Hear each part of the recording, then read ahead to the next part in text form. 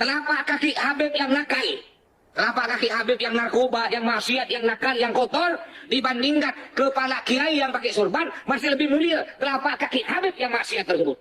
Kepala kiai yang pakai sorban masih lebih mulia telapak kaki Habib yang maksiat tersebut. Imam Ja'far Shadiq kakeknya siapa? Kakeknya antum atau kakeknya anak? Marhabain. Nabi Muhammad ini, andaikan antum salah satu kiai NU yang benci kepada para habaib, ana ingin bertanya, ketika antum azan asyhadu anna Muhammad Rasulullah, Muhammad jaddak atau jaddi? Muhammad Rasulullah kakek ente atau kakek anak? Ini pertanyaan anak ke kiai-kiai yang ngaku NU tapi sangat ingin memenjarakan anak.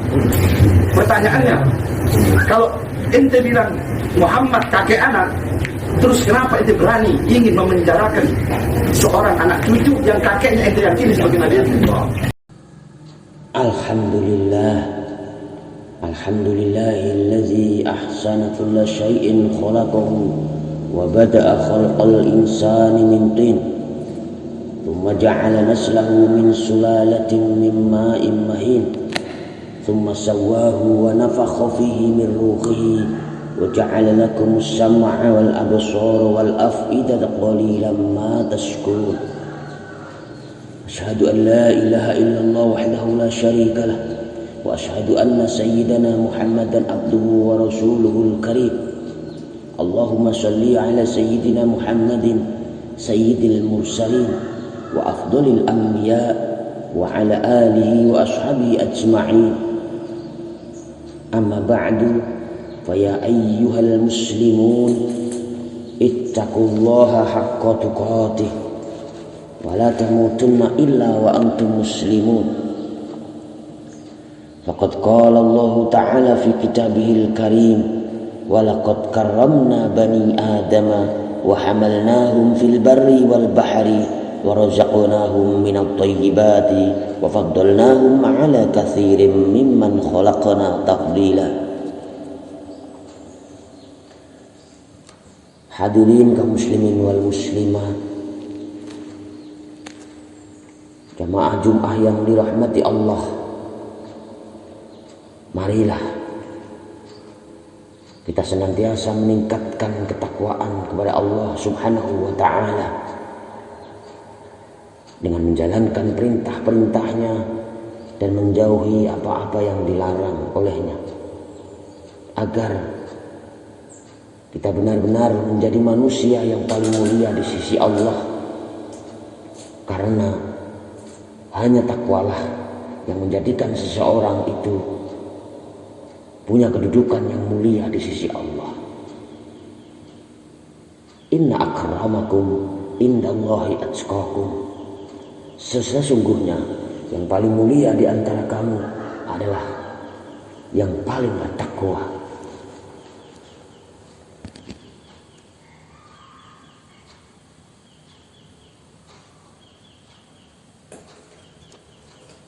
Oleh karenanya, marilah kita berlomba-lomba untuk menjadi manusia yang bertakwa. Kita andalkan amal kita agar kita menjadi orang yang paling mulia di sisi Allah. Kita tingkatkan ketakwaan kita terus. Kita jalankan perintah Allah.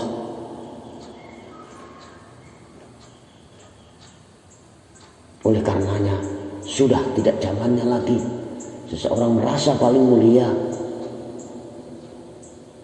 karena memiliki keturunan mulia, karena memiliki darah mulia. Mungkin kemuliaan itu bisa didapatkan di dunia, namun pasti itu semua tidak berarti di hadapan Allah Subhanahu wa ta'ala. Oleh karenanya, janganlah kita menjadi manusia yang sombong di dunia ini karena kita memiliki keturunan yang mulia. Kita memiliki keturunan raja atau bahkan memiliki keturunan atau nasab mulia, sehingga sering merendahkan orang lain hanya karena merasa memiliki keturunan yang mulia. Jemaah Jumat yang dimuliakan Allah, kita sering mendengar bahwa iblis musuh abadi manusia. Iblis adalah makhluk terlaknat sekaligus simbol dari segala keburukan.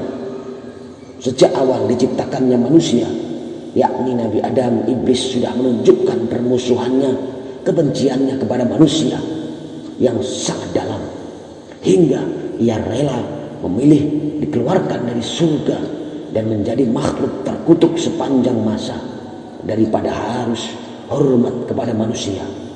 Iblis bersumpah akan menjerumuskan manusia agar mengikuti jejaknya. Yang menjadi pertanyaan, penyakit apa yang bersarang dalam diri iblis hingga nekat berbuat demikian? Jawabannya jelas tertuang dalam surat Al-A'raf. Walaqad khalaqna summa sawwarnakum summa qulna lil malaikati isjudu li adama fasajadu illa iblis lam yakum minas sajidin. Sesungguhnya kamilah yang menciptakan kamu,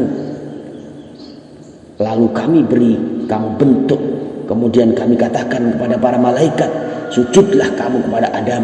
Mereka pun bersujud kecuali iblis, ia menolak bersama mereka yang bersujud. Al-Quran surat Al-A'raf ayat ke-11. Qala ma mana'aka alla tasjuda iz amartuk qala ana khairum minhu khalaqtani min nar wa khalaqtahu min tin. Allah berfirman, apakah yang menghalangimu bersujud kepada Adam ketika aku perintahkan kepadamu? Iblis menjawab, kami lebih baik daripada dia. Engkau ciptakan aku dari api, sedang dia kau ciptakan dari tanah. Al-Quran surat ke-7 ayat ke-12. Bersujud yang dimaksud dalam ayat tersebut adalah sujud penghormatan, bukan sujud penyembahan. Meski sebatas sujud penghormatan, iblis tetap berani membangkang terhadap perintah Tuhan. Iblis tentu percaya akan keberadaan atau kekuasaan Allah, tapi kesombongannya atas Nabi Adam membuatnya mengeluarkan sikap lancang itu. Iblis yang tercipta dari api merasa lebih unggul daripada Nabi Adam yang terbuat dari tanah. Demikianlah keangkuhan makhluk yang bernama iblis. Ternyata iblis hanya mampu mempertimbangkan kepada siapa dia harus bersujud, bukan siapa yang memerintahkan dia untuk bersujud. Yang mengejutkan tentu saja adalah alasan yang dia pakai, yakni mengandalkan adanya kelas atau derajat yang berbeda lantaran material penciptaan yang berbeda. Alasan primordialitas ini mirip dengan ketika kita mengatakan bahwa keturunan Rasulullah lebih unggul dibanding keturunan yang lain, walaupun bodoh sekalipun. Atau mengatakan bangsa Eropa lebih beradab ketimbang bangsa non-Eropa. Orang-orang Yaman, keturunan Yaman lebih mulia dibanding orang Jawa, atau sebaliknya.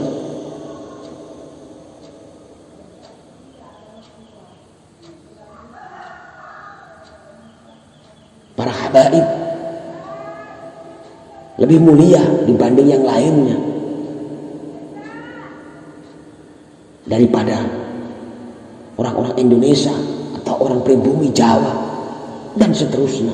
Inilah rasisme, di mana kualitas dan keunggulan pribadi dinilai dari sudut pandang ras, suku, garis keturunan, warna kulit, atau ciri-ciri fisik lainnya.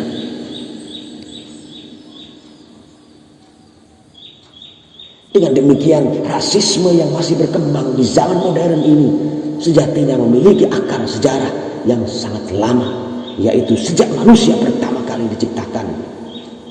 Dengan bahasa lain, kejahatan makhluk yang paling purba adalah kesombongan yang lahir dari cara pandang rasis yang dilakukan iblis kepada Nabi Adam. Iblis memandang ras api lebih baik ketimbang ras tanah. Padahal keunggulan makhluk satu sama lain di mata Allah ditentukan oleh tingkat ketakwaannya. Yang artinya keistimewaan tersebut diraih lewat serangkaian ikhtiar dan prestasi, bukan diperoleh secara natural seperti ras, darah, gen, suku, dan lainnya. Pandangan yang lebih adil ini yang semestinya diterapkan dalam hubungan sesama manusia. Ya ayyuhan nas, inna khalaqnakum min dzakari wa unsa wa ja'alnakum syu'uban wa qabaila lita'arafu. Inna akramakum indallahi atqakum. Innallaha alimun khabir. Wahai manusia, sesungguhnya kami menciptakan kamu dari seorang laki-laki dan seorang perempuan dan menjadikan kamu berbangsa-bangsa dan bersuku-suku supaya kamu saling kenal mengenal. Sesungguhnya orang yang paling mulia di antara kamu di sisi Allah ialah orang yang paling takwa di antara kamu. Sesungguhnya Allah Maha mengetahui lagi Maha mengenal.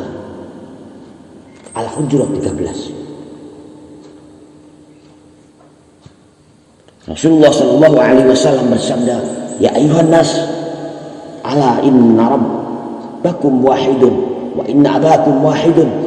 Ala la fadla li arabiyyin ala ajamiyyin wala li ajamiyyin ala arabiyyin wala li ahmar ala aswad wala aswad ala ahmar illa bittaqwa."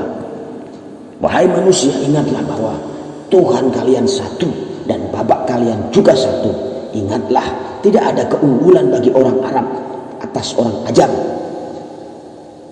Tidak pula orang Ajam atas nama orang Arab.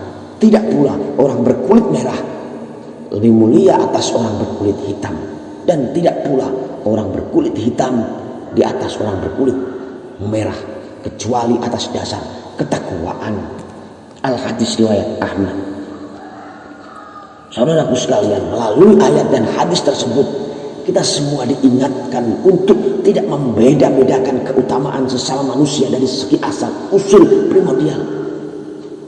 Seperti yang iblis alami, rasisme menjerumuskan seseorang pada keangkuhan. Rasisme sukar diterima akal sehat karena mengandaikan kebaikan seseorang secara terberi begitu saja. Rasulullah mengalihkan kecenderungan tidak adil ini kepada ketakwaan yang hanya bisa diraih lewat belajar, ikhtiar, komitmen, dan kerja keras. Artinya menilai seseorang selayaknya berdasarkan prestasi-prestasi mereka secara objektif, bukan tampangnya, asal usul daerahnya, bukan karena nasabnya atau keturunannya. Rasisme dan kesombongan iblis termasuk dosa yang cukup berat.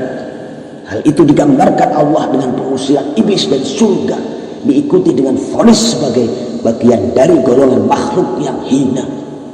Kendati demikian, permintaan iblis untuk hidup lebih lama hingga hari kebangkitan dipenuhi oleh Allah. Dan inilah kesempatan iblis menjerumuskan manusia untuk mengikuti jejaknya sebagai makhluk yang ingkar, sombong, juga rasisme. Dari kisah iblis tersebut kita diingatkan tentang tauhid, seperti bahwa Allah satu-satunya pencipta seluruh makhluk alam semesta ini. Berangkat dari poin ini, kesadaran kita dibuka bahwa seluruh manusia sesungguhnya adalah saudara dan setara. Yang membedakan mereka adalah kualitas ketakwaan mereka di hadapan Allah Subhanahu wa ta'ala, bukan nasabnya, bukan darahnya.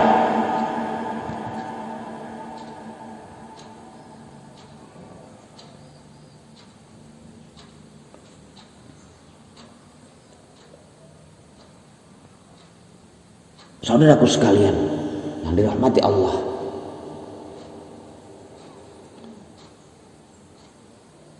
oleh karenanya mari kita pandang manusia setara, apapun itu darahnya, asal usulnya, sama saja di hadapan Allah. Tidak ada yang membedakan sama sekali. Akhirnya semoga kita semua terlindung dari tipu daya iblis yang menjerumuskan manusia ke arah jalan yang sesat. Barakallahu li wa lakum fil Qur'anil azim, nafa'ani wa iyyakum bil ayati wa dzikril hakim. Innahu ta'ala jawadun karimun malikun raufur rahim.